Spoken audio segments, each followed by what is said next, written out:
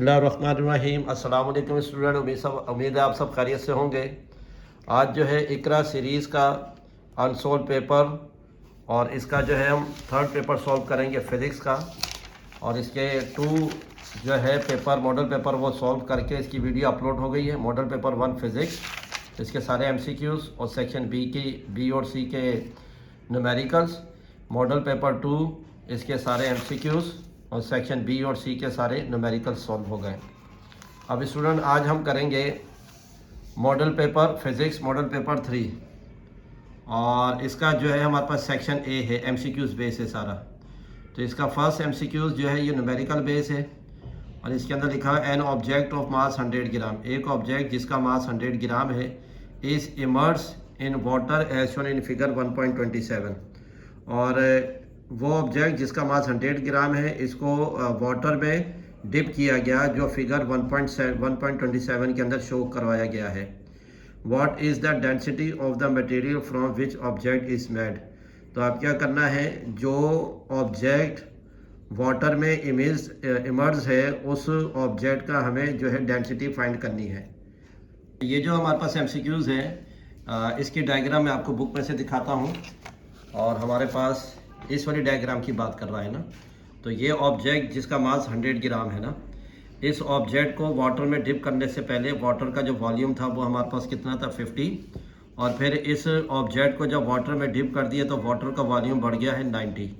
तो वॉल्यूम में डिफरेंस आ गया 90, पहले 50 था फिर 90, तो दोनों का डिफरेंस कितना आ जाएगा 40। तो ये जो डिफरेंस है ये वैल्यू बन जाएगी वॉल्यूम की। और हमारे पास जो है जो ऑब्जेक्ट सिलेंडर में वाटर में डिप किया गया उसका मास हमारे पास गिवन है। अब हमें क्या मालूम करनी है, इसकी डेंसिटी मालूम करनी है। तो इसका जो हमारे पास न्यूमेरिकल बेस है, तो अब स्टूडेंट हमारे पास है डेंसिटी हमें मालूम करनी है।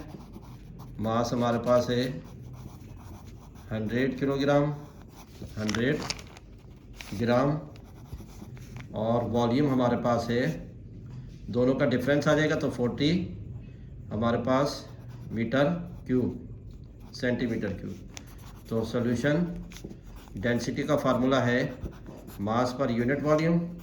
तो डेंसिटी फाइंड करनी है, मास हमारे पास गिवन है 100 और जो वॉल्यूम हमारे पास है 40 कैंसिल, 2 to the 4, 2 5 the 10, तो 5/2। अब इसको जो है डिवाइड कर लेते हैं, 2 और 5, 2 to the 4, 5 में से 4 गया 1, ये पॉइंट, ये 0, 2 5 the 10। तो इसका मतलब जो ऑब्जेक्ट वाटर में इमर्स किया गया उसका हमारे पास डेंसिटी कितनी थी, हमारे पास ग्राम पर सेंटीमीटर क्यूब। ये हमारे पास इसका आंसर आ जाएगा। तो इसका स्टूडेंट ऑप्शन डी है, ये ऑप्शन डी आ गया हमारे पास। फिर हमारे पास है इसका सेकंड है if zero error of the instrument. अगर किसी इंस्ट्रूमेंट में ज़ीरो एरर है मतलब उसके अंदर कोई फॉल्ट है तो उस फॉल्ट को हम क्या कहेंगे, सिस्टमेटिक एरर कहेंगे, ह्यूमन एरर कहेंगे या रैंडम एरर कहेंगे या क्लासिफाइड एरर कहेंगे। तो हम क्या कहेंगे उसको, सिस्टमेटिक एरर कहेंगे उसको। तो सेकंड का जो है ऑप्शन ए है। फिर length, mass, electric current, time, intensity of light and amount of substance are example of. ये जितनी भी हमने फिजिकल क्वांटिटीज़ मैंने आपको बताई हैं ये सारी की सारी एग्जाम्पल हैं किसकी, बेस क्वांटिटीज़, ड्राइव क्वांटिटीज़। और आगे दी हुई है प्रीफिक्सेस और क्वार्टाइल क्वांटिटीज़। तो ये सारी की सारी जो एग्जाम्पल है ये हमारे पास किसकी आ जाएगी, बेस क्वांटिटीज़ की आ जाएगी। तो थर्ड का ऑप्शन ए हमारे पास आ जाएगा। फिर स्टूडेंट फिर इसका नंबर 4 है द फिगर 1.26। फिर हमें बुक की तरफ जाना पड़ेगा, इस फिगर को देखना पड़ेगा। Shows a part of vernier scale. तो हमें क्या उसके अंदर वर्नियर स्केल का पार्ट देखना है। What is the reading on the vernier scale. तो हमने जो है वर्नियर स्केल की रीडिंग को हमने देखना है और ये एग्जाम्पल जो है बुक के अंदर है और वो एग्जाम्पल हमारे पास ये आ गई है। तो अब इसके अंदर जो अब रीडिंग कर देखनी है, ये जो हमारे पास स्केल है नीचे वाली जो लाइंस नज़र आ रही है इसका जो 0 है, 0 से पहले ऊपर जितनी लाइन्स हैं इनको काउंट कर लेना। ये 6 है, 6.10, 6.20, 6.30, 6.40, 6.50 और ये 6.25 55, क्योंकि नीचे वाली लाइन जो है वो 0.5 की है। जिस लाइन को 0.5 तो ये हमारे पास है 0.5।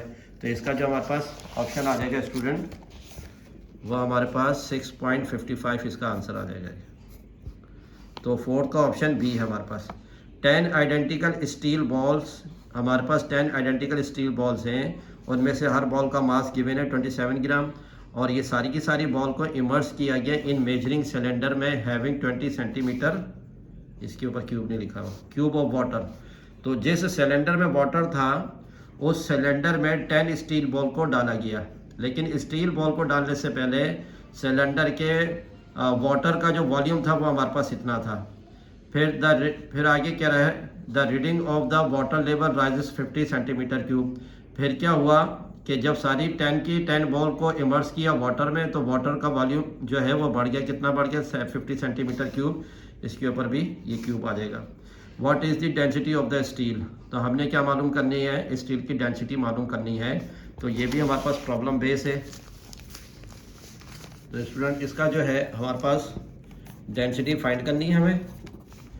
मास हमारे पास है, 1 बॉल का मास है 27, तो 10 बॉल का कितना हो जाएगा हमारे पास 270 किलोग्राम, ये 10 बॉल का मास आ गया।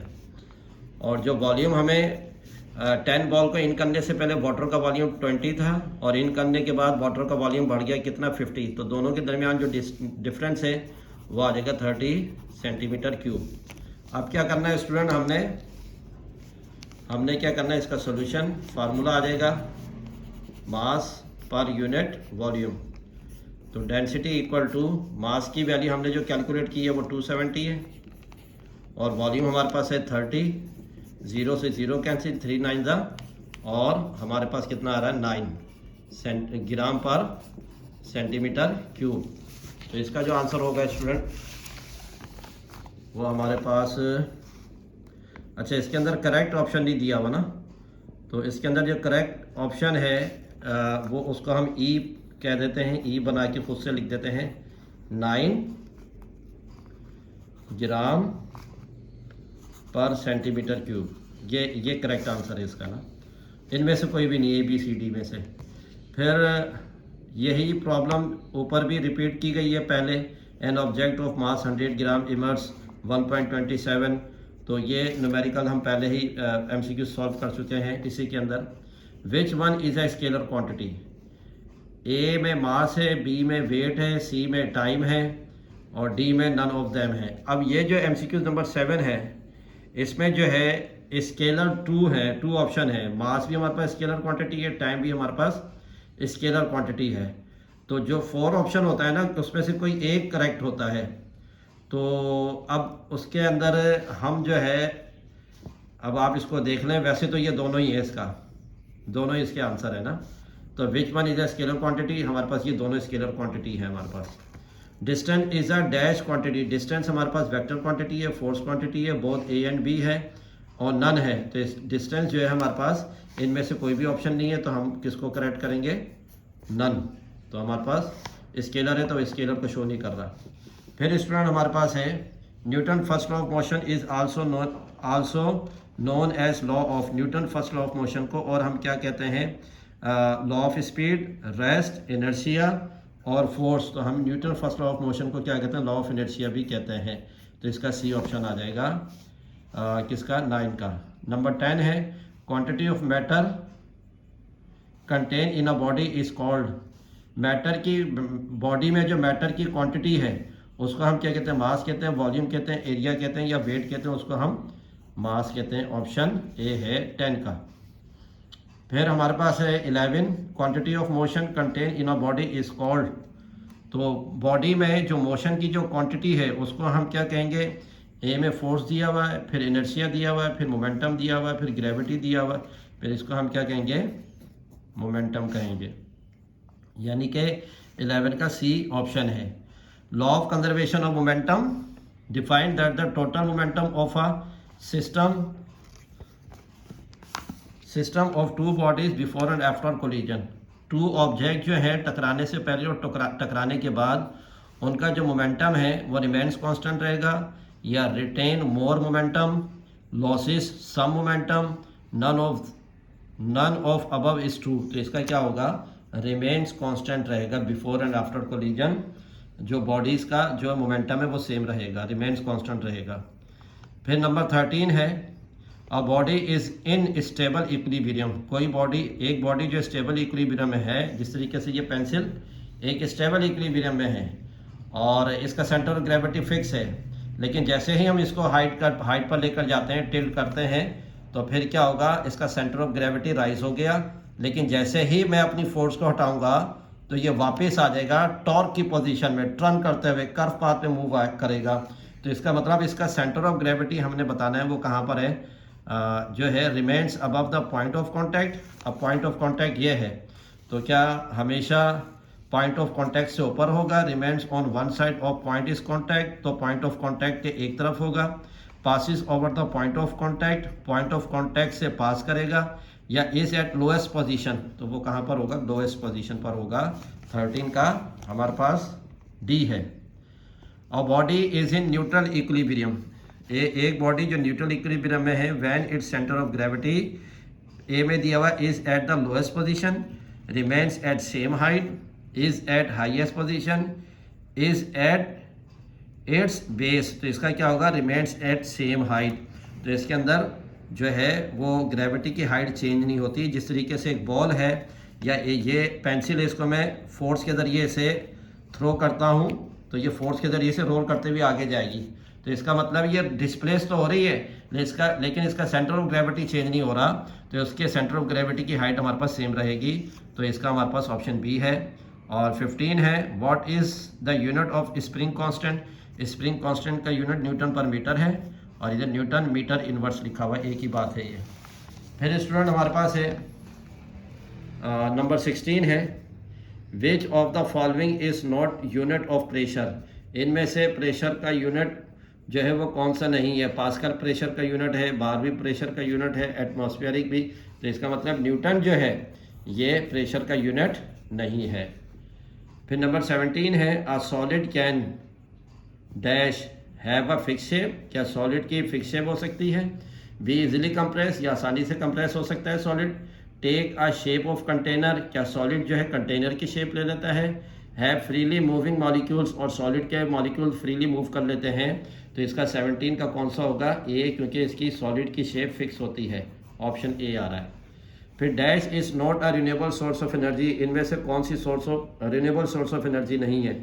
सोलर एनर्जी हमारे पास, विंड एनर्जी, कोल और जियोथर्मल एनर्जी। तो हमारे पास कोल जो है ये रिन्यूएबल सोर्स ऑफ एनर्जी नहीं है, तो इसका हमारे पास 18 का कौन सा आ गया स्टूडेंट, बी पार्ट आ गया। अच्छा स्टूडेंट, मॉडल पेपर 3 का एमसीक्यू तो हमने अब कर लिए।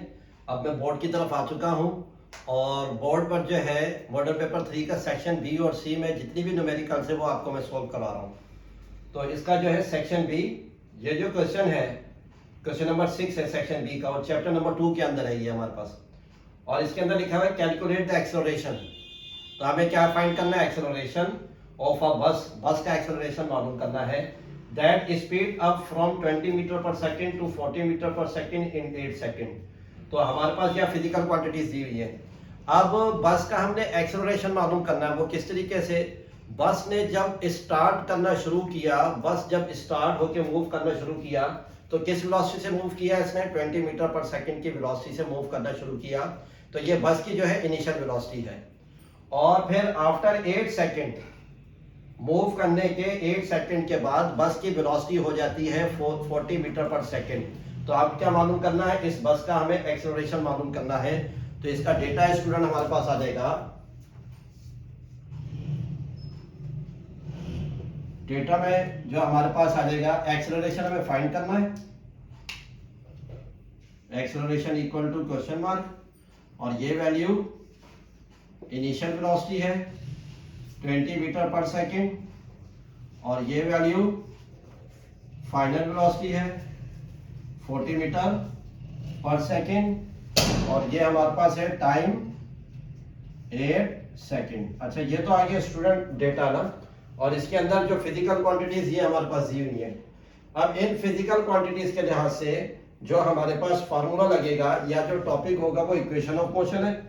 और इक्वेशन ऑफ मोशन में जो हमारे पास फार्मूला होगा फर्स्ट इक्वेशन ऑफ मोशन का, और वो फार्मूला है final velocity equal to initial velocity plus acceleration into time. ये फार्मूला है हमारे पास। फाइनल वेलोसिटी हमारे पास गिवन है 40, इनिशियल वेलोसिटी हमारे पास गिवन है 20, एक्सेलरेशन हमें फाइंड करना है, और टाइम हमारे पास गिवन है 8। ये +20 इधर आके -20 हो जाएगा, और उधर बचा हमारे पास a मल्टीप्लाई बाय 8। इन दोनों को माइनस कर देंगे स्टूडेंट, तो 20 equal to 8 a multiply by 8। अब 8 मल्टीप्लाई हो रहा है, इधर आके डिवाइड हो जाएगा, तो a इक्वल टू 20/8। तो 2 4 द 8, 2 10 द 20, 2 2 द 4, 2 5 द 10। तो एक्सेलरेशन हमारे पास आएगा 2 5 2 2 द 4, 1.025 द 10। तो इसका मतलब जो हमारे पास एक्सेलरेशन होगा बस का, वो कितना हो जाएगा 2.5 मीटर पर सेकंड स्क्वायर। अच्छा, ये तो हो गया हमारे पास। फिर हमारे पास सेक्शन बी है, और इसी का क्वेश्चन नंबर 11 और चैप्टर नंबर 6 से है, और इसके अंदर लिखा weight of Navira is 700 Newton on the earth surface. Earth surface पर जो नवीरा का जो वेट है वो कितना है, 700 न्यूटन है। तो इसको हम, ये डेटा की पहली चीज आ गई। फिर इसके अंदर फाइंड क्या करना है, व्हाट विल बी नवीरास weight at the surface of moon. जब नवीरा मून सरफेस पर होगी तो फिर नवीरा का वेट कितना होगा। तो इसका डेटा हमारे पास 2 प्लैनेट्स के लिहाज से आएगा, और फिर 2 प्लैनेट्स की हमारे पास ग्रेविटी भी आएगी। तो हमारे पास डेटा में पहले हमारे पास वेट जो है नवीरा का on the surface of earth, ये अर्थ पर रहते हुए नवीरा का वेट कितना है 700 न्यूटन। और फिर अर्थ से रिलेटेड और क्या होगा, जब नवीरा अर्थ पर थी तो ग्रेविटी हमारे पास कितनी है 10 मीटर पर सेकंड स्क्वायर। ये तो हमारे पास आ गया अर्थ से रिलेटेड। नवीरा जब मून सरफेस पर होगी तो मून सरफेस पर नवीरा का वेट कितना होगा वो हमें फाइंड करना है। और मून सरफेस पर जो हमारे पास ग्रेविटी है, मून सरफेस पर जो ग्रेविटी है वो हमारे पास कितनी है 1.6 मीटर पर सेकंड स्क्वायर। ये तो स्टूडेंट इसका आ गया हमारे पास डेटा। तो सॉल्यूशन में पहले हम हेडिंग दे देते हैं किसकी, अर्थ की। जब नवीरा अर्थ पर है तो अर्थ के लिहाज से हम इसको कैलकुलेट करेंगे। तो हमारे पास फॉर्मूला सिंपल लगेगा वेट का, W = mg। अब अर्थ है तो वेट के साथ भी अर्थ आ जाएगा, ग्रेविटी के साथ भी अर्थ आ जाएगा। तो नवीरा जब अर्थ पर है तो इसका अर्थ पर रहते हुए कितना वेट है 700। मास हमें नहीं पता। ग्रेविटी जो है अर्थ सरफेस की वो कितनी है हमारे पास 10।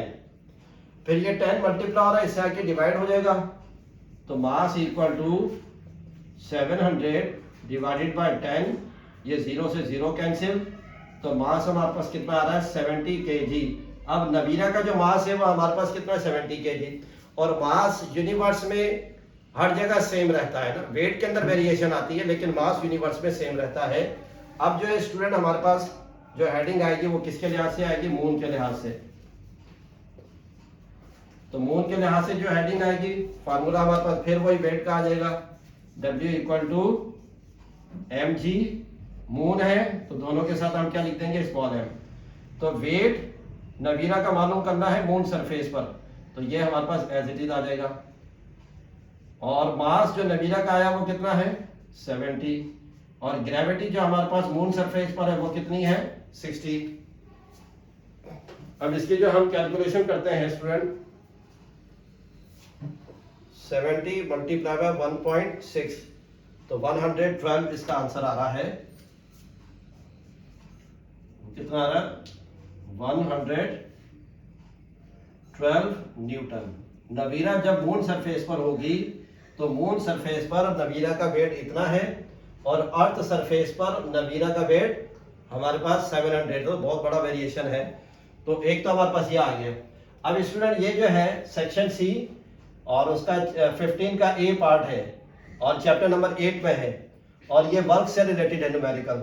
इसके अंदर कह रहा how much work is need to move horizontally a body 20 meter by a force of 30 newton. यानी कि एक ऑब्जेक्ट को कितने वर्क की जरूरत है जब उसके ऊपर फोर्स 30 न्यूटन लगेगी और 20 मीटर का उसने डिस्प्लेसमेंट कवर किया है, तो उस पर कितना वर्क हुआ है total. The angle between the body and the horizontally surface is 60। अब पहले क्या हुआ, बॉडी जो है वो हॉरिजेंटली मूव कर रही थी, फिर जब इंक्लाइन प्लेन पर आई है, हॉरिजेंटल सरफेस से जब इंक्लाइन प्लेन पर आई है तो किस एंगल से आई है, 60 के एंगल से आई है। तो हमारे पास जो डेटा ये आ गया स्टूडेंट डेटा। अब डेटा में जो हमारे पास चीज आएगी वो हमारे पास एक तो डिस्टेंस दिया हुआ है 20 मीटर और फोर्स हमारे पास गिवन है 30 न्यूटन, वर्क हमें फाइंड करना है और थीटा हमारे पास है 60 डिग्री। तो ये तो आ गया स्टूडेंट इसका हमारे पास डेटा। फिर इसके लिहाज से सॉल्यूशन जो हमारे पास डायग्राम बनेगी, रफ डायग्राम मैं आपको बना देता हूँ। ये हॉरिजॉन्टल सरफेस है और ये ऑब्जेक्ट मूव कर रहा है हॉरिजॉन्टल सरफेस पर, और फिर ये आ गया इंक्लाइन प्लेन पर ऑब्जेक्ट। तो किस एंगल से आया, ये 60 के एंगल से आया, और इसके ऊपर जो फोर्स लग रही है वो कितनी लग रही है 30, और इसने जो डिस्प्लेस किया है वो कितना किया है 20 मीटर। तो अब मालूम क्या करना है, इसके ऊपर टोटल कितना वर्क हुआ है वो हमें फाइंड करना है। तो वर्क का formula W equal to F dot D. तो W इक्वल टू डॉट हट जाएगा एफ डी कॉस थीटा, और W is equal to F की वैल्यू हमारे पास है 30 और D की वैल्यू है 20 और कॉस 60। तो 30 मल्टीप्लाई बाय 20 मल्टीप्लाई बाय 20 और कॉस 60 हमारे पास है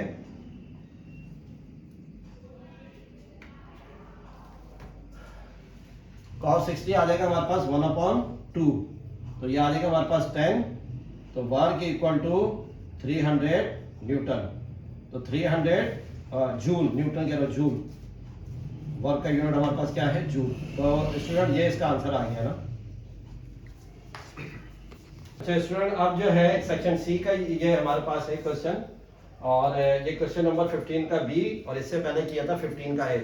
और इसके अंदर लिखा हुआ है if LED light emitting diode, LED का मतलब, तो ये कह रहा है अगर एक एलईडी स्क्रीन को जिसका मास 10 kg है is lifted up and kept it on a cupboard, और इसको लिफ्ट किया और इसको कबर्ड पर रखा, और जिसकी हाइट कितनी थी 2 मीटर। तो एलईडी स्क्रीन नीचे रखी हुई थी और इसको हमने लिफ्ट किया और 2 मीटर की हाइट पर हमने इसको कबर्ड पर रख दिया। Calculate the potential energy, potential energy मालूम करनी है। Store in the LED screen, LED screen के अंदर कितनी पोटेंशियल एनर्जी स्टोर हुई है वो हमें फाइंड करनी है। तो इसका जो डेटा हमारे पास आएगा स्टूडेंट, डेटा में हमारे पास मास दिया हुआ है 10 किलोग्राम और हाइट हमें दी हुई है 2 मीटर, और ग्रेविटी हमारे पास कांस्टेंट है 10 मीटर पर सेकंड स्क्वायर, और हमें जो फाइंड करना है पोटेंशियल एनर्जी फाइंड करना है। तो अब इसका जो सॉल्यूशन हमारे पास आ जाएगा, पोटेंशियल एनर्जी का फार्मूला हमारे पास इक्वल टू mgh, और फिर पोटेंशियल एनर्जी क्योंकि फाइंड करनी है, मास हमारे पास है 10 और ग्रेविटी हमारे पास है 10 और हाइट हमारे पास है 2। तो potential energy 10 times 100, 100 to the 200 joule. तो स्टूडेंट ये हमारे पास आ गया इसका आंसर। अच्छा आप लोगों के लिए एक क्वेश्चन मैं छोड़ के जा रहा हूँ कि आप लोगों ने फार्मूला बताना है काइनेटिक एनर्जी का, तो मुझे कमेंट्स कीजिएगा किस किस को पता है। ठीक है स्टूडेंट, अल्लाह हाफिज़, अस्सलाम वालेकुम।